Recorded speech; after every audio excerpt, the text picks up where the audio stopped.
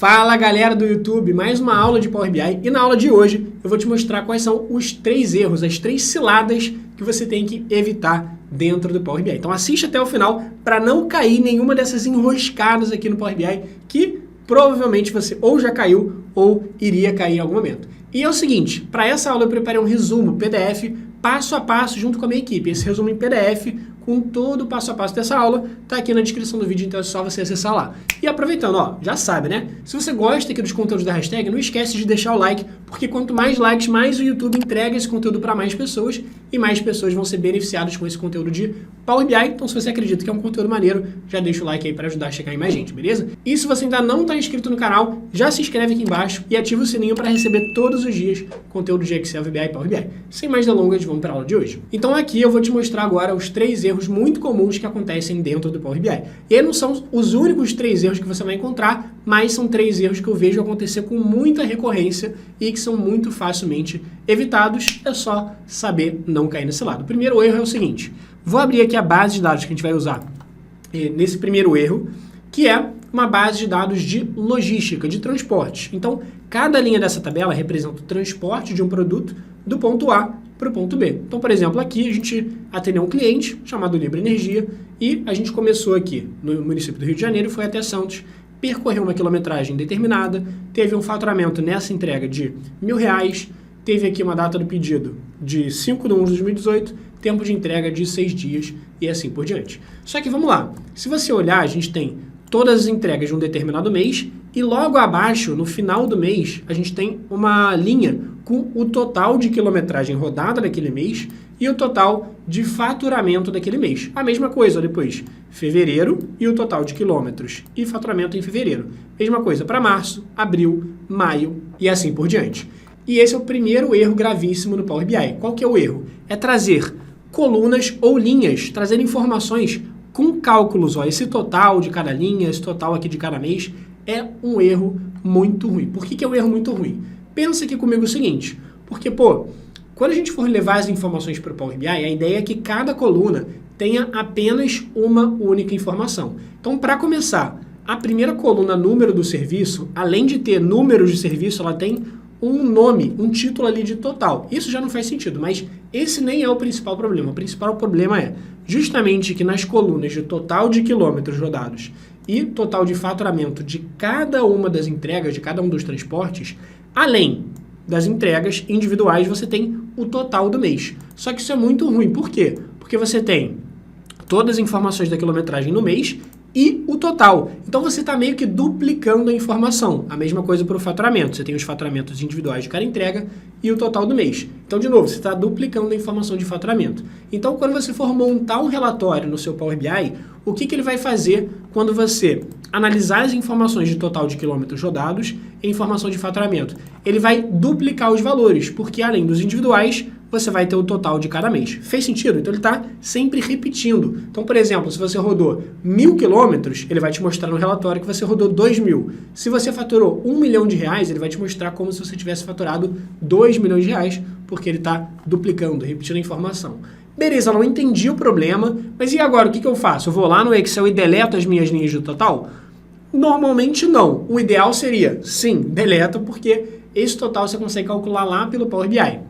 Mas estou pensando aqui no seguinte cenário, na sua empresa, a base de dados ela é desse jeito, o pessoal montou a planilha desse jeito, você não tem poder, digamos assim, ou então você não consegue pedir para a galera mexer no layout da planilha. Você tem que deixar esse total, não tem muito o que fazer. Então, uma possibilidade muito bacana que a gente tem, que na verdade vai ser a solução ideal, é a gente trazer essa planilha para o Power BI e no Power BI a gente explicar para ele que eu quero trazer só as informações relevantes, ou seja, só as informações das entregas, mas sem essas linhas de total. Tranquilo? Então, vamos fazer isso lá pelo Power BI. Vou fechar essa planilha de logística, não vou salvar alteração nenhuma, vamos abrir aqui agora o nosso Power BI. Então é o seguinte, você vem aqui na guia página inicial, quero trazer dados do Excel. Então clica lá para importar dados do Excel. E aí você vai procurar aqui no seu computador onde está aquele arquivo de Excel. Então eu vou lá aqui, parte 1, que é o primeiro erro, e está aqui essa base de logística. Eu vou clicar aqui então, base logística, vou clicar lá em abrir. E aí, como sempre, ele vai abrir aqui para a gente uma janela de pré-visualização das informações que eu pedi para ele trazer para o Power BI, que é aqui, ó, base logística, e a única aba que eu tinha lá era essa aba aqui chamada planilha 1. Se eu clicar nela, aqui do lado, ó, tem uma pré-visualização, tá vendo? Tem a base de dados e linhas de total e assim por diante. Como que eu faço para confirmar que eu quero trazer essa tabela? Só marcar aqui do lado no checkzinho. E lembra que eu tenho duas opções, ou carregar, pegar essa tabela do jeito que ela tá e jogar para o Power BI, ou, antes disso, editar a tabela clicando nesse transformar dados. Então, eu vou clicar nesse transformar dados porque eu quero editar a tabela, quero escolher quais informações eu vou ou não vou levar para dentro do Power BI. E aí, quando eu clicar em transformar dados, ele vai abrir o nosso famoso Power Query, que é o nosso ambiente de edição de tabelas, edição de planilhas. Passo número 1 aqui no nosso ambiente de edição. Renomear a planilha para um nome fácil, nome intuitivo. Vou renomear aqui para base transportes. Beleza, base transporte. Tá aqui minha base de dados, só que a base de dados está quase ok, só tem que remover essas linhas de total. Como que eu faço para remover as linhas de total? Você não vai fazer manualmente, deletar a linha 16, deletar a linha 27, deletar a linha 44. Não, você não vai fazer isso. Você vai pedir para ele filtrar, ou seja, mandar embora as linhas que contém a palavra total. Como? Você vem aqui, ó, nessa coluna chamada número de serviço, clica aqui no filtro, e aí aqui, ó, além dos filtros aqui que você tem todos os números de serviço, se você descer até o final nesse filtro, você vai encontrar aqui justamente a palavra total, que ela está incluída nessa coluna, mas se você clicar aqui, você vai desmarcar ela, e quando você der OK, automaticamente ele removeu todas as linhas de total. E o legal do Power Query, lembra qual que é?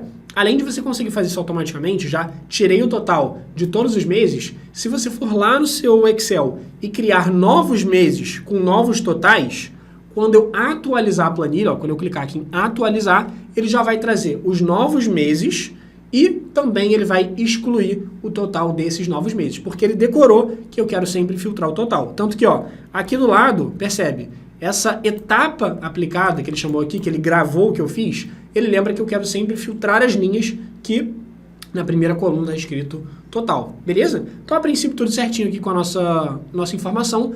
O único detalhe para a gente ficar atento é, sempre olha os tipos das informações que você tem nas colunas, ó, tá vendo? O tempo de entrega está escrito 1, 2, 3, data do pedido tem um calendário, faturamento tem um número ali também.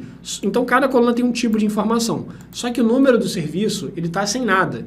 Ele não tem aqui nenhum número, nenhum texto. Ele está ABC 1, 2, 3, quer dizer que ele está sem tipo nenhum. Então, a gente vai clicar nele e vai falar o que ele é. Se ele é um número, se ele é um texto. E o número de serviço é um número sequencial. 1, 2, 3, 4. Então, eu vou escrever que ele é um número inteiro, só para estar certinho. Maravilha! E agora, dado que eu ajeitei a base de dados, como que eu faço para levar ela para o Power BI? Simples. Vou clicar aqui na guia Página Inicial. Vamos lá em fechar e aplicar, que ele vai carregar todas as informações aqui agora para dentro do Power BI. Tranquilo? Alon, mas beleza. Então, você falou que a gente tinha que excluir aquela linha de total, só que, pô, agora eu quero saber qual é o total de quilômetros rodados, o total de faturamento em cada mês. Como que eu vou fazer isso? Simples, ó. Lembra que aqui na guia dados, na segunda guia do Power BI, aparece a nossa tabela. Só que a nossa base de dados, a gente não vai mexer nela. Dentro da tabela em si, a gente não coloca linhas de total, não coloca nada específico aqui dentro. Para você colocar o total de cada mês, fazer esses resumos gerenciais, total de cada mês, média mensal, coisas do tipo, você vai colocar lá na sua guia relatório, tranquilo? E o que eu vou fazer na guia relatório? Eu vou colocar uma matriz, que vai ser um resumo das minhas informações. Vou colocar aqui na matriz duas informações. Eu quero o total, por exemplo, de faturamento por mês. Como que eu faço isso? Aqui nos valores da matriz, eu vou colocar o número que eu quero ver, que vai ser o faturamento. Ó. Então, pega o faturamento e coloca aqui dentro de valores. E aí, o tamanho do texto está meio pequeno, então eu vou aumentar o tamanho do texto aqui da matriz. Como que eu faço? Vem aqui na formatação, procura lá pela palavra tamanho, e aí você vem aqui, ó, tamanho da grade, que é o tamanho da matriz. Coloca lá um tamanho bacana, por exemplo, 20. Tá lá, o faturamento total da empresa foi 101, mas eu quero ver o faturamento de forma mensal. Como que eu faço? Vou voltar aqui nos campos da minha matriz e vou colocar, ó, a data do pedido, só para ver de forma temporal aqui nas linhas, ó. Coloquei aqui nas linhas. Por enquanto, ele só mostrou as informações de 2018, mas eu posso clicar aqui, ó, do lado, tá vendo que tem esse botão de maisinho? Se eu clicar nesse botão de maisinho, ele abre os trimestres. Eu posso ver por trimestre, posso ver mensal, mas só pra gente ver de uma forma mais simples aqui, ó. Deixa eu voltar atrás, deixa eu fechar de novo o ano, E uma possibilidade, se você quiser ver só de forma mensal, você coloca aqui do lado, ó, tá vendo que ele colocou várias opções? Você pode fazer uma análise anual, trimestral, mensal ou diária. Alan, eu não estou interessado no trimestre. Não tem problema, ó, tira o trimestre aqui do jogo. Alan, eu não estou interessado no dia do mês, eu só quero saber o ano e o mês. Então tira aqui o dia. Agora só sobrou ano e mês. Se só sobrou um ano e mês, como que eu faço para ver todos os meses? Porque por enquanto ele está mostrando só 2018. Para ver todos os meses e todos os anos, é só você clicar aqui, ó. Tá vendo? Esses dois dentezinhos, digamos assim, esse dentezinho do diabo, você clica aqui nesse dentezinho, que ele vai abrir exatamente um resumo para você de, em cada ano, quanto que você teve de faturamento mensal, beleza? No caso, a gente só tem 2018, mas se tivesse 2019, 20, 21, ele mostraria aqui pra gente também. Então tá lá, primeiro erro resolvido. Não precisamos fazer cálculos errados, não precisamos trazer linhas de totais do Excel, a gente conseguiu resolver direto pelo Power BI. Vamos agora para o erro número 2. E para o segundo erro eu fiz o seguinte, eu trouxe um outro arquivo de Power BI já pronto de uma aula que eu fiz aqui no YouTube. E nessa aula do YouTube eu ensinei vocês a fazer um cálculo no Power BI de acumulado ao longo do tempo. Então o meu objetivo nessa aula não é ensinar esse cálculo, mas sim mostrar boas práticas na hora de usar fórmulas aqui dentro do Power BI. Já já eu abro a fórmula com vocês, mas é o seguinte, eu fiz então uma matriz, um resumo de quanto que a gente faturou em cada mês. Então janeiro de 2016 a gente faturou 4 milhões, fevereiro de 2016 a gente faturou 2 milhões, março 2 milhões, abril 3 milhões e assim por diante. Só que muitas vezes a gente quer fazer uma análise de quanto que a gente teve de faturamento acumulado ao longo do tempo. Então, ó, em janeiro eu tinha acumulado 4 milhões de faturamento. Em fevereiro eu tinha acumulado 7 milhões, que era a soma dos 2 primeiros meses, que deu aqui um total de 7 milhões. Em março eu juntei 9 milhões, que era a soma dos 3 primeiros meses, e ele vai fazendo esse cálculo acumulado ao longo de cada mês, a partir do início do histórico até aquele mês que eu estou olhando naquele momento. E aí como que ficou essa fórmula? Essa fórmula está aqui, ó, na minha base de vendas, e eu criei essa fórmula, essa medida chamada faturamento acumulado. Deixa eu dar um zoom aqui só para a gente conseguir enxergar direitinho. E é o seguinte, meu objetivo aqui então não é explicar essa fórmula. Se você quiser aprender essa fórmula no finalzinho da aula, eu vou te indicar para o vídeo onde eu ensino essa fórmula bem passo a passo, beleza?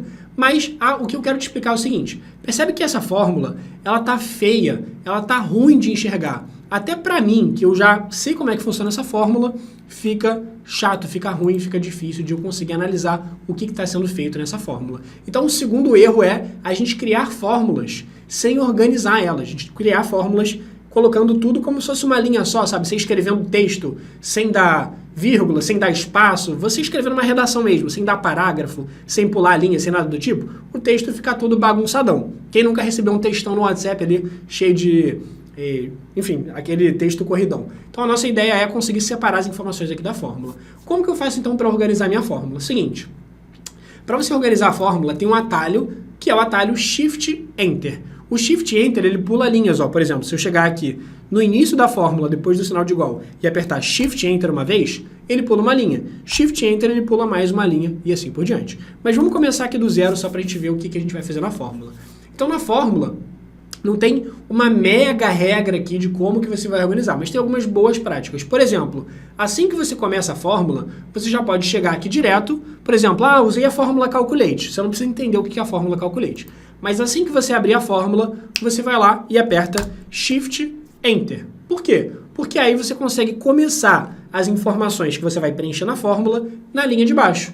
Show! E aí o que eu fiz aqui? Eu fiz uma soma da coluna com os faturamentos.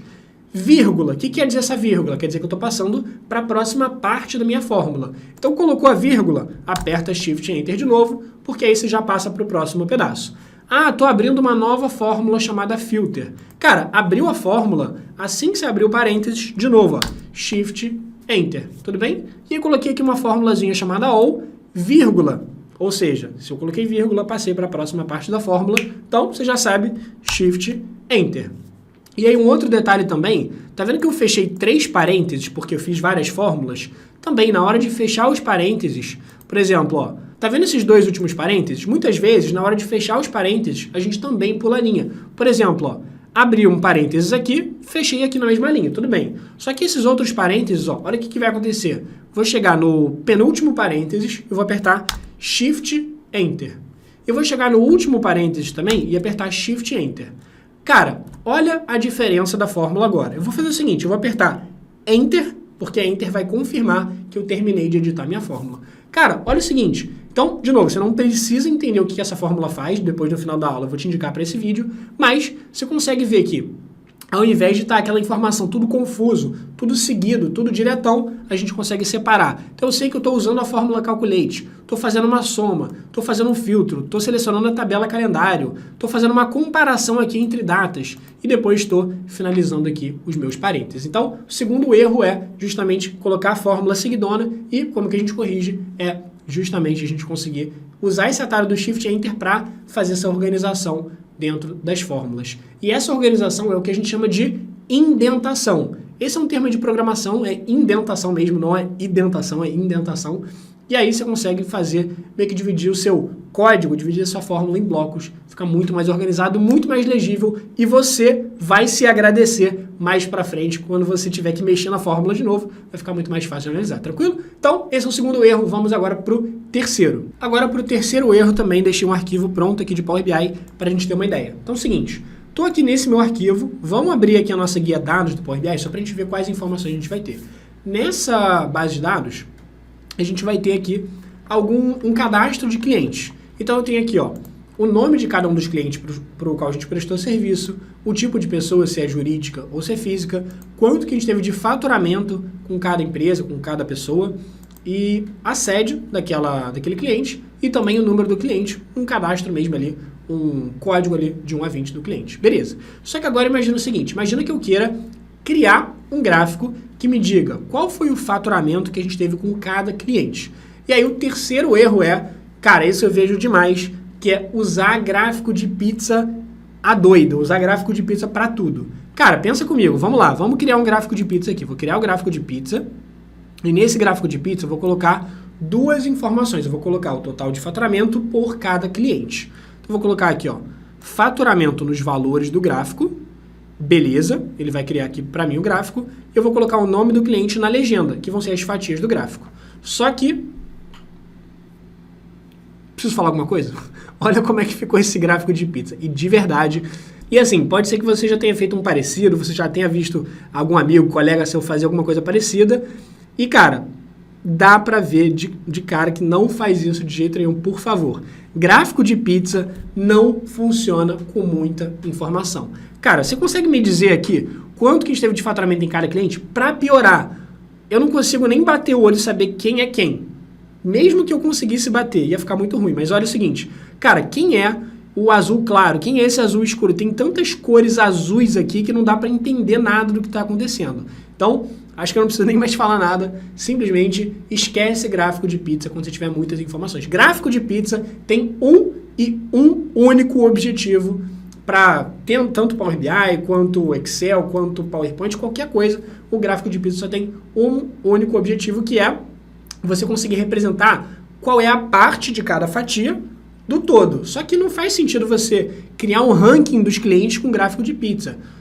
Pizza não serve para criar ranking de cliente, ranking de produto, nem nada do tipo. Pizza serve para parte do todo quando você tem poucas informações. Por exemplo, eu quero saber qual foi o faturamento que a gente teve para, se eu voltar aqui na tabela, qual foi o faturamento que a gente teve para pessoa física e para pessoa jurídica. São poucas informações, são duas. Então, por exemplo, se eu tirar aqui no gráfico, tirar o nome do cliente e botar o tipo de pessoa, cara, olha a diferença. Não vou nem me preocupar com a formatação do gráfico. Claro que dá para deixar ele muito, muito mais bonito. Mas só para a gente pensar aqui, pessoa física, então, a gente teve um faturamento pequeno de 30 mil, 31 mil, e pessoa jurídica de 111 mil. Então dá para ver que a pessoa jurídica é responsável por 80% do faturamento da empresa e pessoa física responsável por 20, 22% do faturamento da empresa. Então, aqui sim faz sentido o gráfico de pizza.